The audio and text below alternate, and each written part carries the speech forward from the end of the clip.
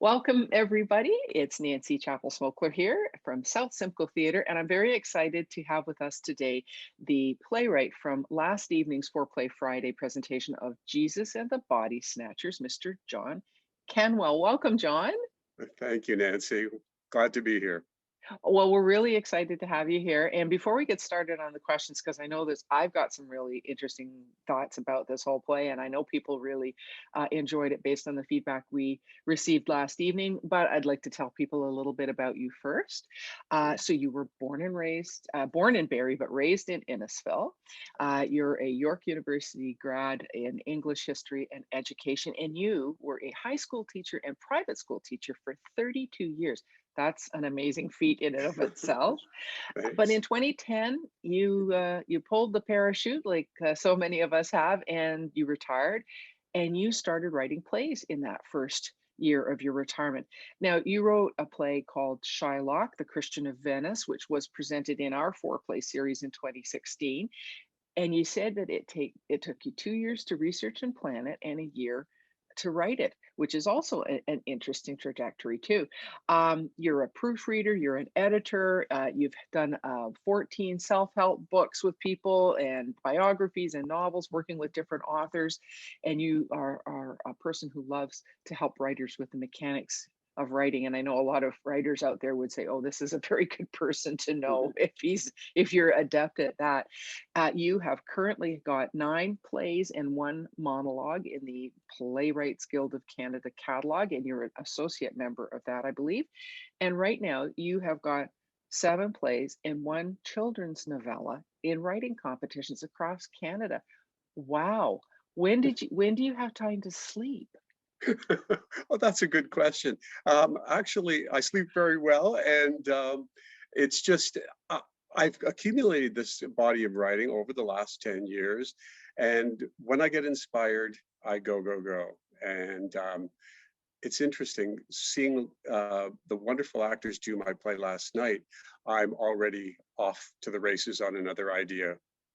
Oh, that's fantastic. That's wonderful. So, speaking of last night's play, I will be in full disclosure mode and let people know that I had the pleasure of performing in Jesus and the Yes. Body Snatchers last evening. And I've also had the pleasure of directing you as an actor. Now, you didn't list any of that in here, but Oh, you right. were a very adept actor as well, and performed in a foreplay that we did last year.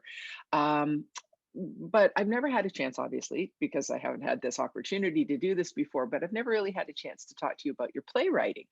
So, the topic of this play may at first be seen to be a bit controversial, Mhm. and it's certainly an extraordinary take on the life of Jesus and the Easter story. So, how did this particular story come to be from your brain?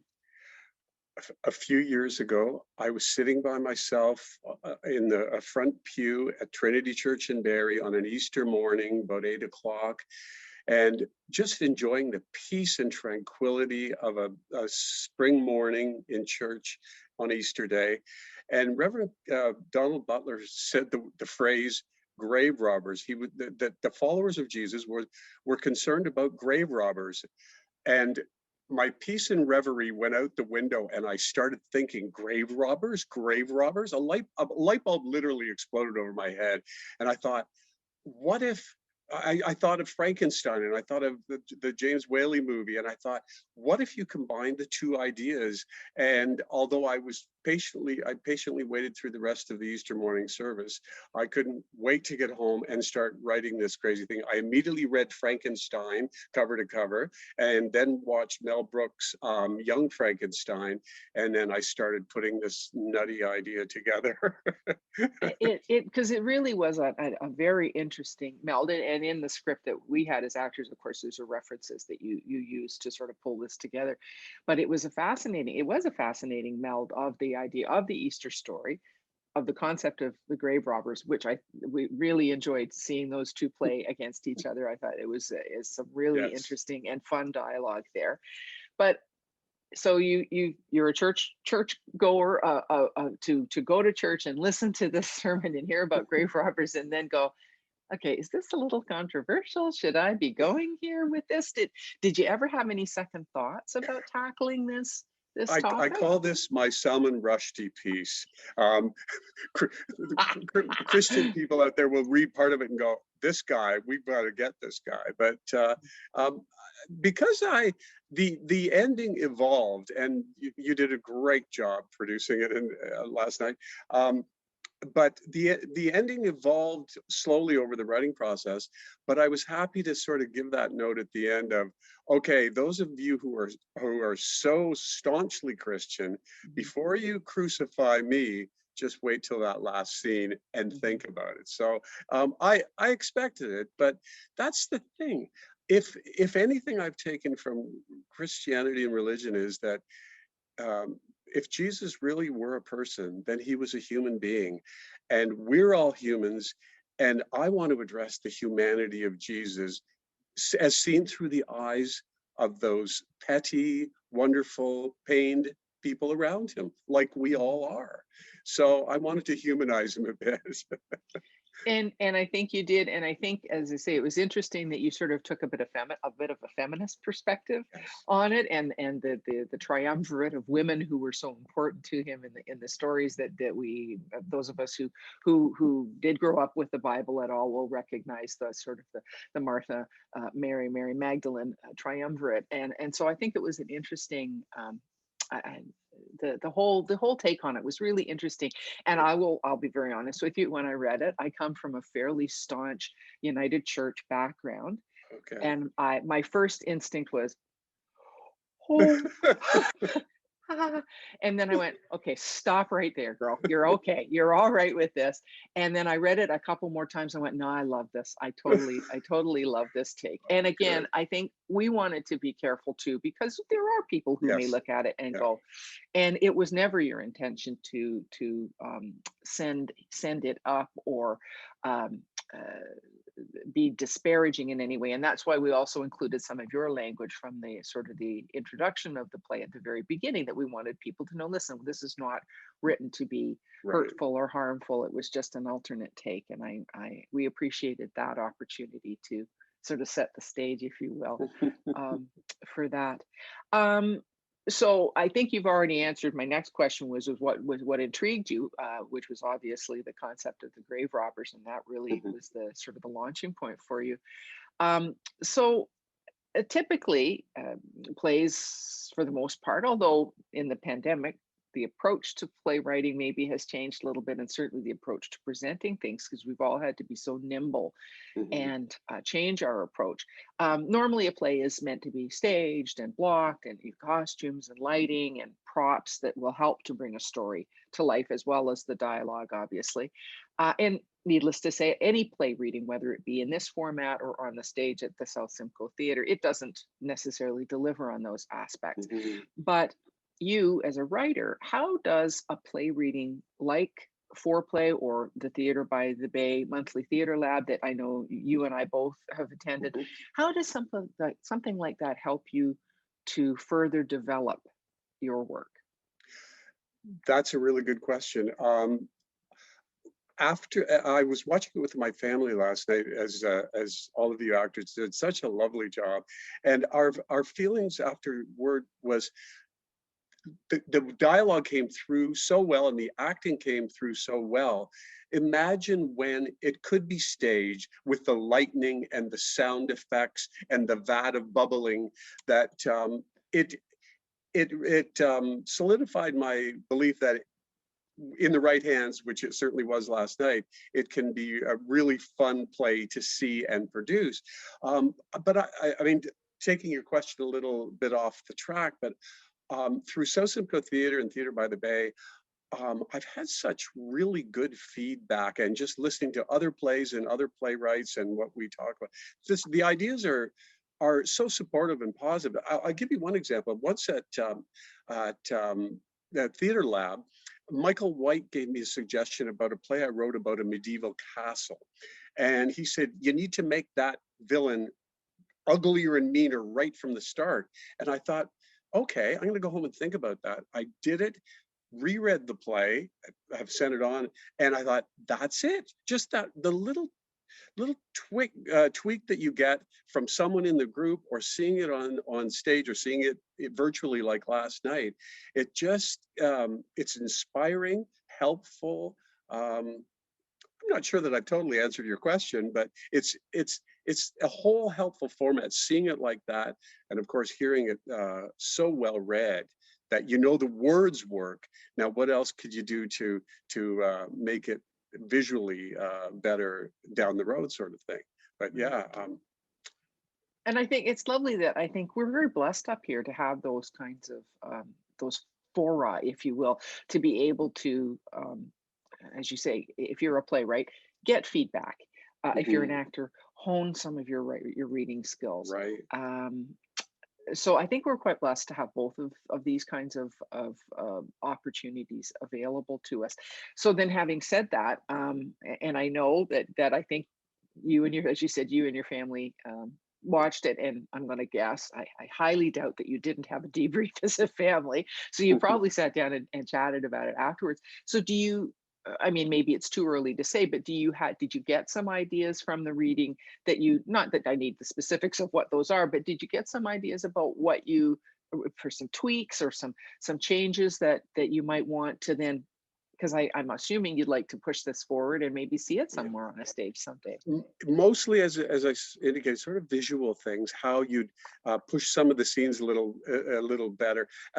When I wrote originally, I thought South Simcoe Theatre, the small stage, and what limited funds, of course. But we talked about what would this look like as a movie, a Mel Brooks movie. And I said, okay, you'd need this and that. And so it got to be very, very much fun thinking about all the crazy things. But seeing you actors do just bring life to those lines was so exciting, because they I thought this is a play. Oh, in fact, one of the comments I had last night was um, these you wrote actors' lines for actors, and they took them and ran with it. And I thought, you know what? I guess I did. Mhm. I just wanted to write it so that it could flow and do all the things that it needed to do. But I think that the actors just took the lines and ran with it, and that was very satisfying. Very Oh, satisfying. that's good because, as I said, we certainly enjoyed the concept, and we certainly enjoyed reading it. And again, it's one of those things where I think we all, because there are so many visual aspects in the play, we too were kind of trying to conceptualize what that would look like, if we'd had that bubbling vat, the cauldron going, and the Yeah. sound of the stones scraping across the Yes. front of the tomb. So all of those things, I think, as an actor, play in our head as a soundtrack when we're trying to then convey that through facial gestures or your hand gestures or, Yes. or the voice. So it certainly was written to support that. I would say, Oh, thank you. absolutely, yeah. Good. Good. So we're hoping, and as we're recording this, we've just had yet another announcement about a slight change in how things are going to be reopening in Ontario, Good. which I hope is a bit encouraging. So there's a bit of a light at the end of the tunnel. What for you is next on your horizon as a writer? Well, I've got a couple of ideas going, and I mentioned that last night inspired. My sister writes horror short stories, and she said we got to do something together. And we went through some. Well, we went through some monster magazines. These are vintage, Nancy. These are from when I was about 13 years old. I'll hold Oh, it up. wow. And these inspired me when I was a young. It's really horrible. That's the horrible one.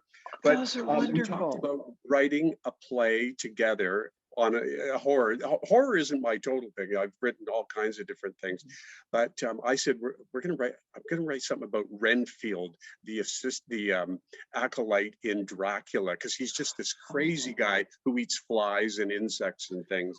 So I've already got 2 pages of notes this morning, just after last night, because the play was so inspiring to see. So, Oh, that's yeah. really good. And those magazines are wonderful, and good for you for having kept them, because there's the time when we go through things in our closets and in our basements and we go, oh, I haven't opened that box in 2 years. I'm never gonna. And then 2 years later go, why did I throw that out? Good for you for keeping those. Well, can I tell you one more little story anecdote? Absolutely. Please Okay, do. so when I have about 20 or 30 of these magazines, Mhm. and I was about 13, and at the time I was into the Dracula, Wolfman Frankenstein. And at the time, when I was 13 many years ago, Lon Chaney Jr. was convalescing in hospital. And back in those days, the magazines made it fan friendly and gave his address where you could send him notes and cards. So little 13-year-old me decided, I'm in Canada, I'll send him a note with a self-addressed envelope requesting an autograph. And lo and behold, months later, after I'd totally forgotten it, Nancy, I get this envelope with one piece of paper in it that I had sent, and it was Lon Chaney's autograph.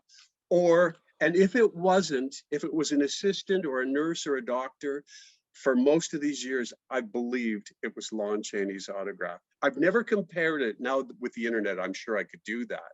Mhm. But that kind of stuff, that's how into the monster movies back then I was. And Right. well, it's still with me today, 50 plus years later. That is awesome. I mean, and I think we all have those moments that stay with us and kind of, you know, Yeah. stick with us in our psyches that may come back later on and help us to develop an idea or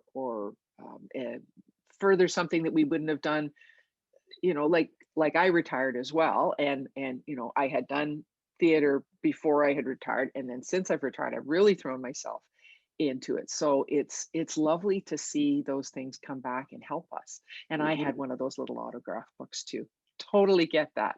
We Totally should get that. compare them someday. I've got some We cool I ones. we have some fun stuff. I'm sure we would. I've got Chief Dan George. You and I, we're going to have a conversation Okay, will about do. all that stuff. I've got Yes, some interesting tales to tell you about the good. Keith That'll and be George fun. family. So that's Oh, wonderful. wow. Yeah, there you go. Listen, John, it's always a pleasure seeing you. It's always a pleasure talking with you, but it was Thank you. really neat to spend some time talking with you about your playwriting. And we wish you all the best.